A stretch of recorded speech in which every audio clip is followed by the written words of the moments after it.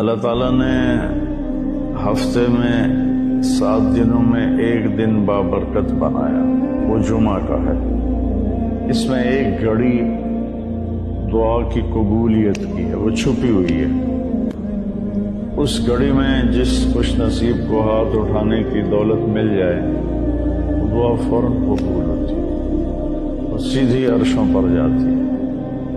علماء نے اس میں تحقیق کی، ہر ایک نے اپنے اپنے خیال کے مطابق۔